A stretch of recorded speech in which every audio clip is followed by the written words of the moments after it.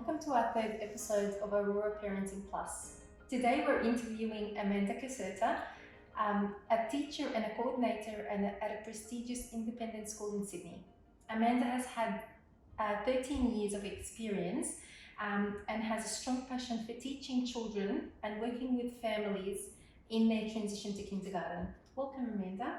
Thank you very much. Thank you for being here. My pleasure. Amanda, we've got a few questions that we'd like to chat with you about today. These are often the questions that, as in the early childhood sector, we get from families, and we'd like to be able to speak to a teacher that's working with the families at the primary school age.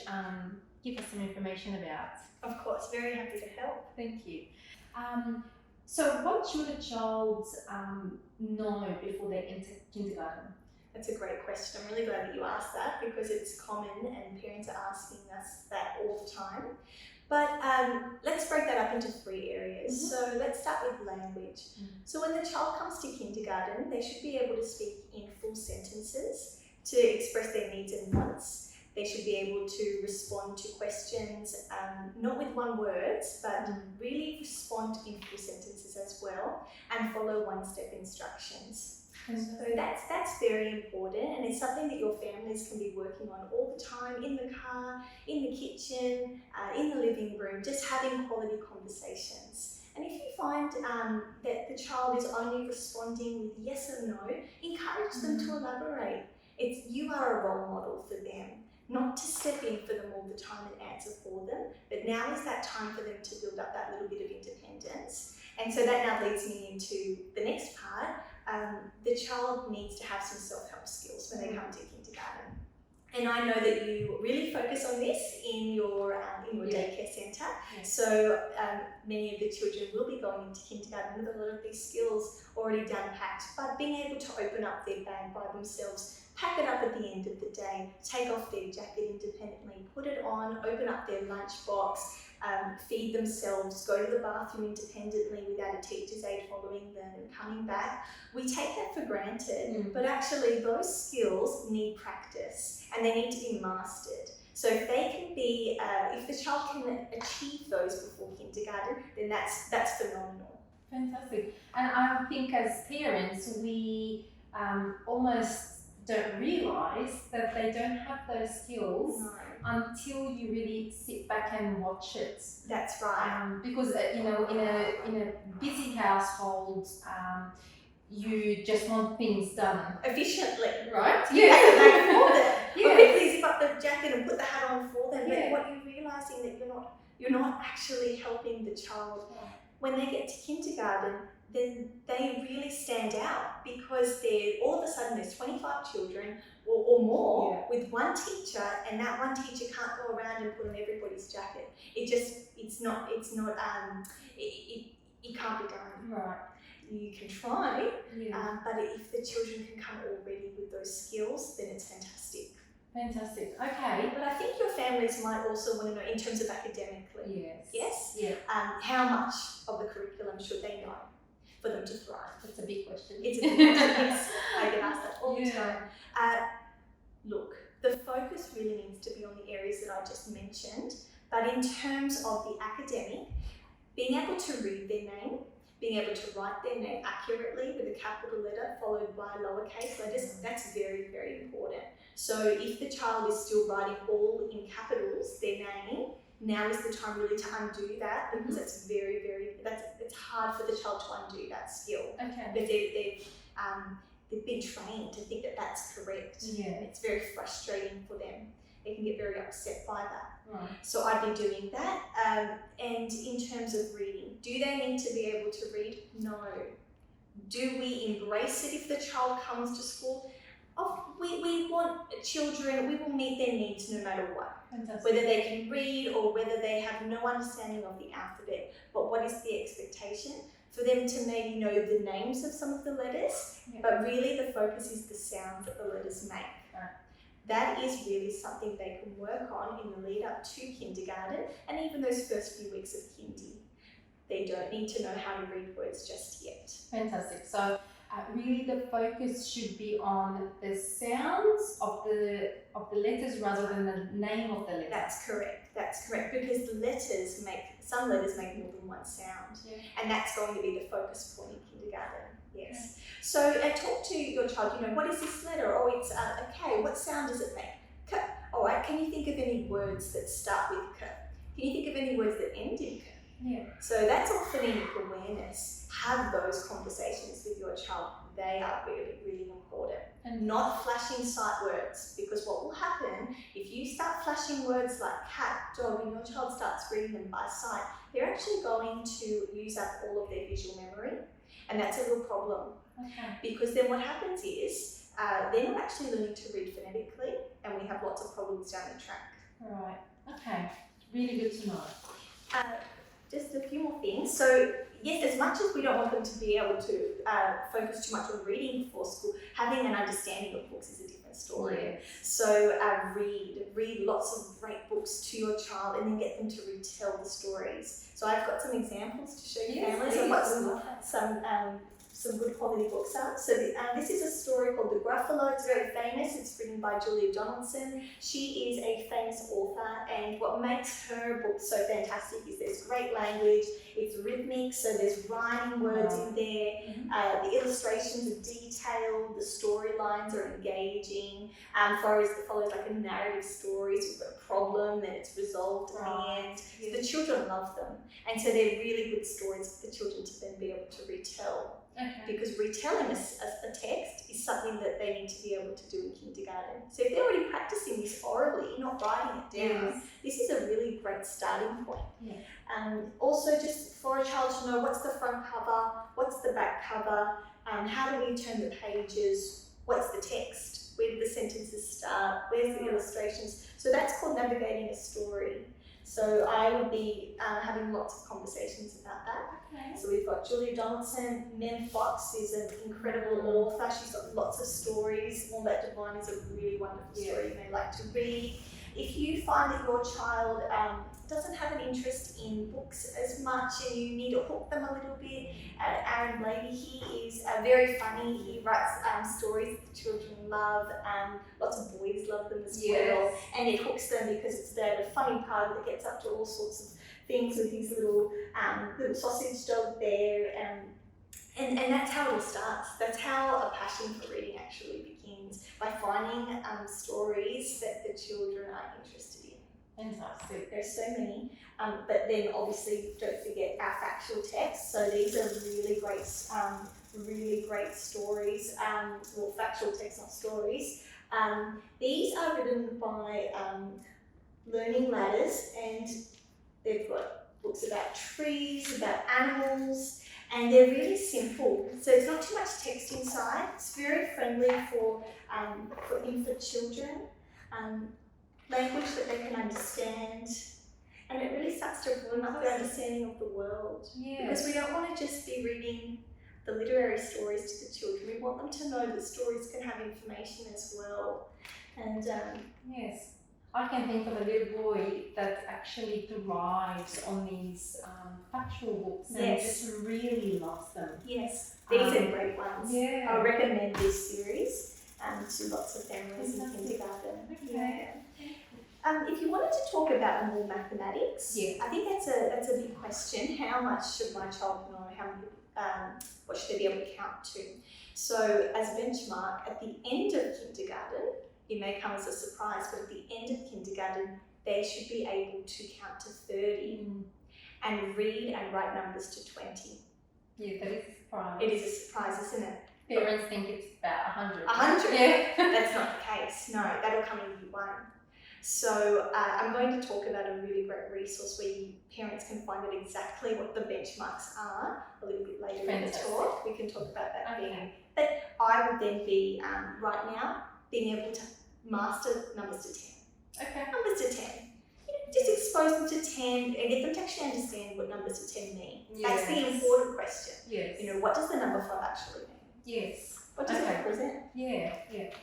So how can we help a child transition to school? If one of my children's going to school, how do I help my child to go to school? Yeah, it is a big change. Yeah. It's a different environment, different people, and it can be really overwhelming for the child. So my recommendations would be in the holidays, I'd be driving past the school, getting out and walking past and just, pointing out, there's the playground, oh, that looks like where the classrooms are. You won't be able to go into the school at the moment, but just exposing them to the new environment.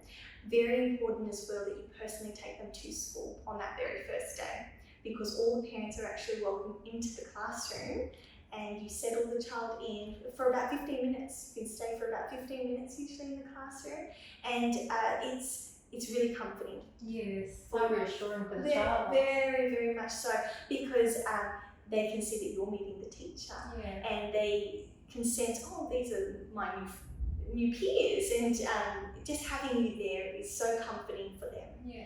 I'd be reading also books to your child about starting school. Right. Yes, so in the lead up, what's school going to be like? Because they have like little drawings inside, and it just kind of gives them a bit of an understanding of what's school going to look like? How is it going to be different from preschool? Yeah. I'd also be reading some books about friendships as well. So this is a really beautiful story called Stanley Pace, and it's about a boy who he didn't fit in, and he was teased about, and then he met somebody else, and they became really great friends. So I'd be reading friendship stories to build up that resilience for your child, because all of a sudden they're going to have to be making some new friendships. Yes. Yeah, they've come from an intimate setting at preschool to being fish in a really big pond. So I'd be having lots of positive conversations as well with your child. So at the end of the day, when they get in the car, make sure you're on time as well, by the way, because it's very confronting if even if you're 5 to 10 minutes late, they panic because the others get picked up on time, and so be there on time. But when you see them and when they get in the car, rather than saying, who did you play with today, or what did you learn in English today, which it's a bit intense. Start with something warm, like what was your favourite thing at school today? What was something that made you laugh at school today? Start with the positive, and you'll see that your child will open up to you in a different way. Fantastic. That helps them transition very much so. And as I was speaking about the self-help skills in the earlier question, practice those self-help skills. That is another way to prepare them for this transition. Okay. Yeah. Now, what should we be doing for the first month of school? Sure. So as I already mentioned, I'd be dropping them off on time, picking them up. I'd be ensuring that your child is having an early night's sleep. I cannot stress the importance of having a solid 8 to 10 hours sleep. It is so obvious when a child hasn't slept well, they're distracted, they're falling asleep in the classroom, they just can't keep up. It's overwhelming for them. Fantastic. So often a lot of the children that may come to, say, preschool or a daycare centre have working families and are there for 10 to 11 hours a day anyway. Yes. Is it that much difference? And is it that essential for them to go to bed early, or is it going to be different? School is definitely different. It's a completely different routine. So the way that it's operated, the lessons they run as perhaps 30 minutes, okay? And within those 30 minutes, there are some transitions. So there'll be some floor time where there's some explicit teaching, then the children will go to their desk, they'll have an ability to kind of do it with the teacher's help a little bit, be a little bit independent, then they'll move to a different space. So there's lots of movement happening, lots of different lessons happening throughout the day. So it's a different routine, which then causes a different type of tired. Yes. Okay. So even if your child's been coming home from preschool, fine, showing no signs of real tiredness, still has lots of energy, still wants to stay up all night, you are going to see a different side of them, especially the first month of kindergarten. That's amazing. Yeah, so be prepared for that and don't be concerned by it. It's just an adjustment. Yeah. It's an adjustment period. And just like us, when we come home and we're really tired and we need some space to unwind, they're no different. And they need more time to unwind because they're only little people. Yeah. absolutely. So obviously this new structure and the new routine and I guess the amount of that is required of them in a school setting is really quite different It from is. a preschool or a daycare. Yes. And because it's more of a focus on the independence now. Right. That's really the shift. Yeah. And that takes a toll. Yeah. It takes a toll. Yes. The other thing is I'd be really, thinking about what you're putting in their lunchbox as well. Thinking about something that's going to sustain their energy all day long. So it's very easy to want to put in all of these treats, little tiny teddies and some chocolate and this and that to make them feel happy and excited about school. But actually what happens is they tire so easily halfway through the day because they've had this big sugar hit and then they can't manage. So, we need lots of vegetables, we need to be encouraging them to drink all their water, even warm the water. I see a lot of families warming some of the water and children they seem to like it better when it's a little bit more. That's interesting. Yeah, it's really, really interesting. I think it can be a cultural thing as well. Yes. But even I know, so if I've got warm water, I drink it all up, or just squeeze a little bit of lemon in it as well if you find that your child doesn't like to drink much water, because they need to be hydrated. Yeah. It's so important. Yeah. So what should we be expecting on that first week of school? We'll expect to meet the teacher. There will usually be a parent information evening, maybe not so much in the first week, but the second week. But it is a transition period between preschool and kindergarten, so it's a slower pace. So there will be that play time for them. There'll be lots of reading to them. There might be a little rest during the day, and really, it's a matter of the teacher setting up the routine and getting to know, allowing the children to get to know one another. So it's just that adjustment phase before the more structured lessons and guided reading and all of that starts to really set in place. But the child will still come home and exert tiredness because it's emotionally draining for them, because they have moments of excitement and then in the morning, I'm going to school, and then they get to the gate and they get nervous, and then they see their teacher and they light up, and then they see some of the kids in their class and they get a bit nervous again. So it's this emotional roller coaster for them all day long, and so they're going to come home tired and quite possibly have tears. Yes, because they don't have any, in kindergarten, they're developing their sense of time. So what is 5 minutes to them, so if they're on the playground for 5 minutes on their own while perhaps some of their peers were getting out their lunch boxes, to them that might seem like half an hour that they're on their own. So they might come home and say, I was by myself today, no one played with me, I sat by myself. They will come home, they will say this, and the parents panic. Think, oh my goodness, my child was by themselves for an hour at lunchtime, and the parents come knocking on the teacher's door saying, what's going on? My child's really upset. Don't do that. Trust the school. That first week, the teachers, they're all out there, even the first month, but out there watching the children, making sure that they're building up their social relationships. Little games out for the kids to get them to play together. There's so much in place. It's not that they're just placed on the playground and off they go and hope for the best. Oh, that's good. Yeah. Good to know. No, it's we know that it's a really big change for them. So teachers do incredible things to help them. Yes. Yeah, and they have little buddies as well from time to time. Not all schools, but most schools, they have a little buddy in the class or a Year 5 helper with the kindies that sit with them to help them.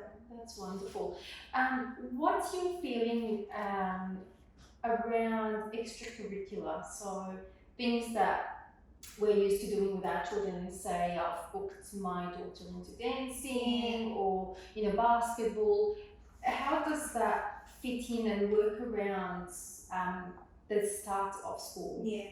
So I always say to families for term 1, my recommendation from all my years of experience, term 1, just let them settle into school without the extracurricular. Maybe you still have the swimming lesson on Sunday.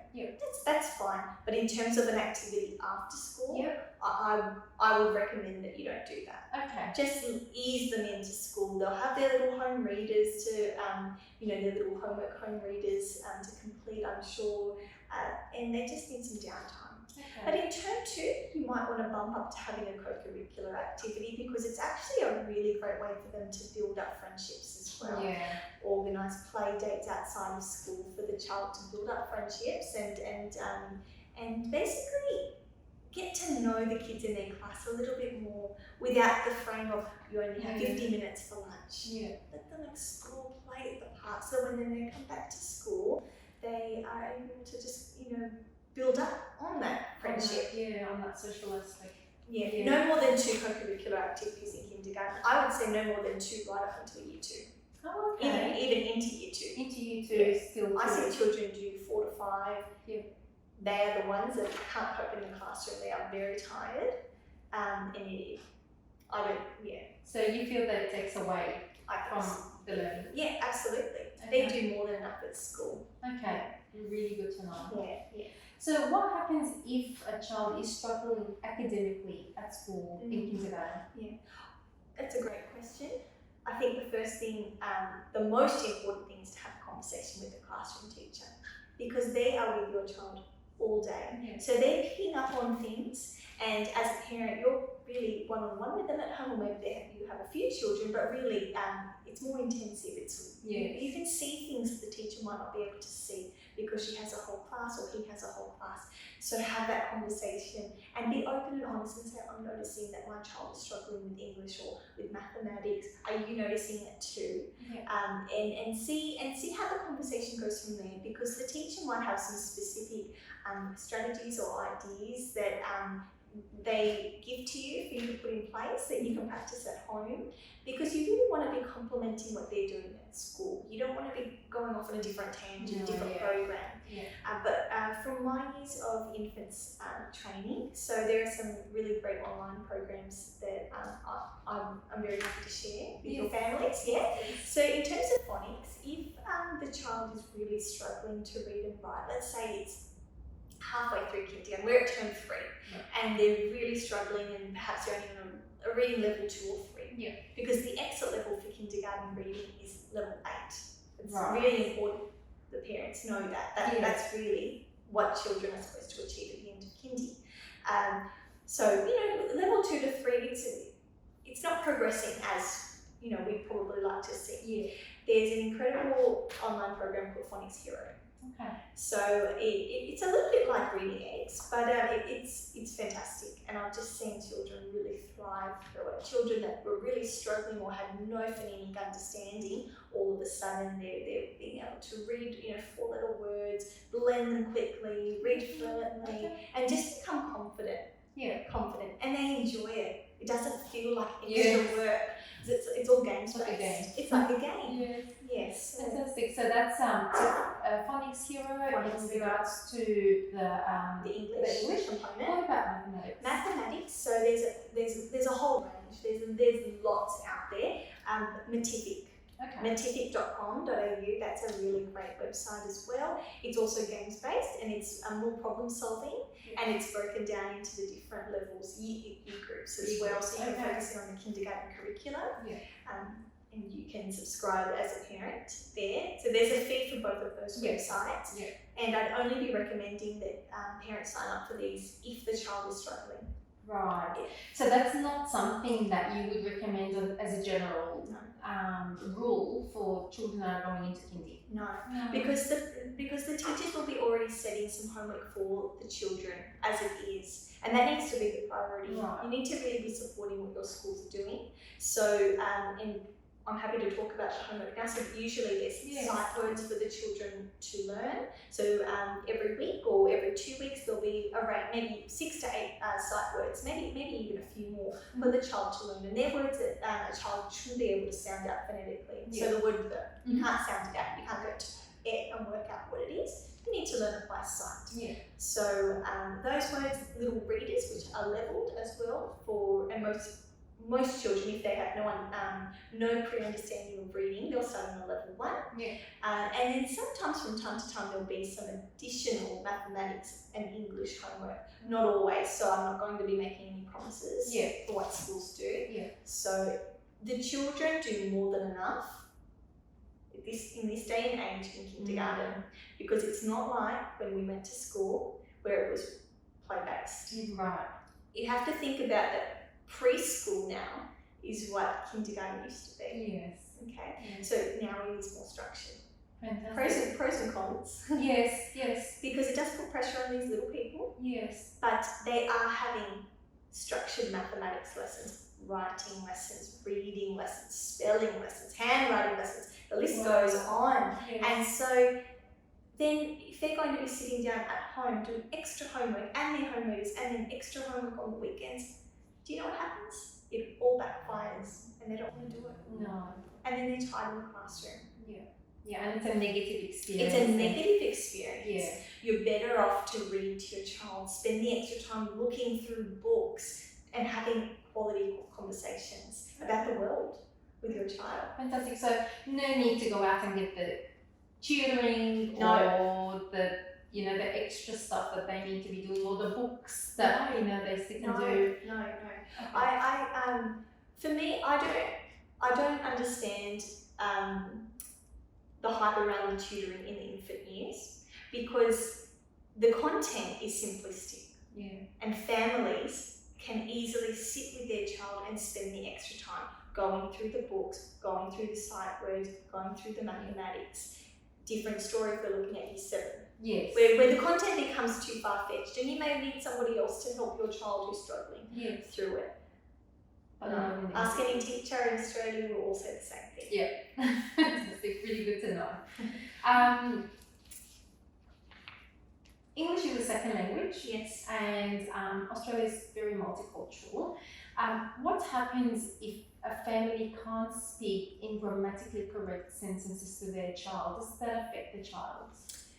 That's such a good question, because I've worked in lots of schools where I did have families that expressed their anxiety around this, and they wanted their child to succeed and to really thrive, but they didn't feel that they were able to really help them. They felt very helpless, and they would always ask, what can I do? Because I want my child to still be able to speak their mother tongue. They don't want them to lose that, and I support that. I think it's very important. I think it's wonderful to be able to speak more than one language. It's amazing. And Yes. as a speech pathologist, I've always said, don't lose that. Yes, it's good for brain development Yes. as well. And but what you can do is you can go to your local library, because lots of picture books, really great books, actually come in the audio version. So it's like a CD that somebody reads the story to your child. Yeah. But time is progressing, so you can actually just go online and you can go to really great websites like Storyline Online, where you have famous authors, famous actors, actresses reading these books to children for free. And so all of a sudden you have somebody that can articulate every word correctly, who's reading it fluently, who has a little talk at the end of the story. All of this is modelled for your child, so it takes the pressure off the families. Yeah. So I will be utilising that resource. And also ABC Kids is also a very valuable resource for families who speak English as a second language.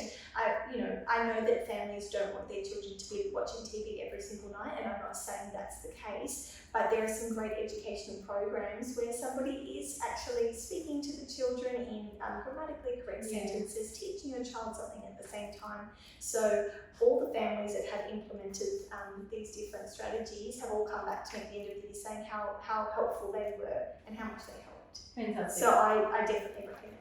Okay. Because I hear firsthand that they do work. Yeah, excellent. And I guess there's the model for the child anyway. That's right. That's right. Fantastic. So just to finish off, from your experience, are there any websites or apps or programs that families should know about to assist with, that first year of school? Yeah, sure. So as I just said, Storyline Online is fantastic. So that's books based.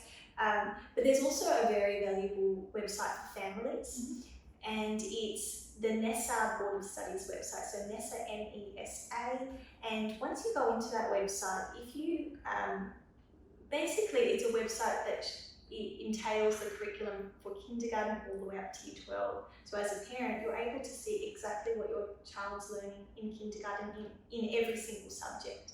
I think that's an incredible eye-opener and an insight, because now with the internet handy, you can access that. Whereas once before you couldn't access that information, only teachers would have that information.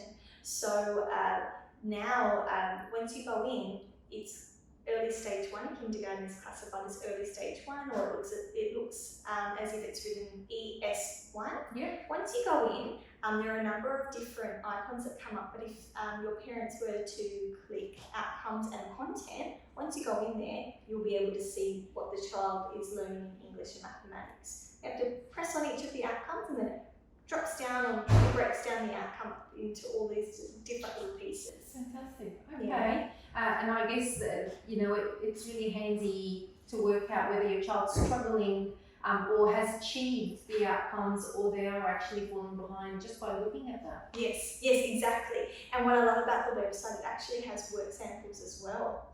So it shows, because the children are graded in kindergarten from an A to E. Okay. Mm-hmm. Now I know this is a little bit confronting, but C is actually the year group expectation. Right. So if your child achieves a C, it means they're working at a kindergarten level.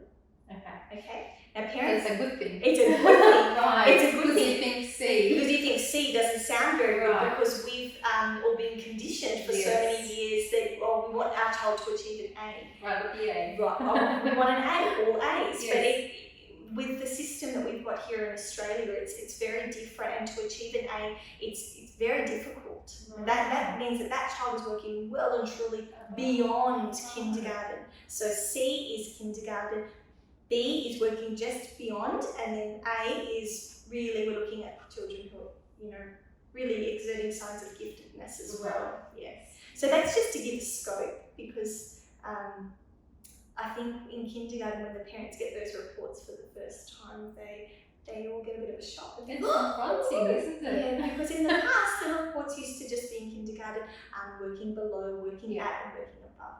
Yes. In fact, actually, some schools still use that just for kindergarten, but from year 1 onwards, we'll start with the A to E. Yeah, so just something to be mindful of. Very good. Yes.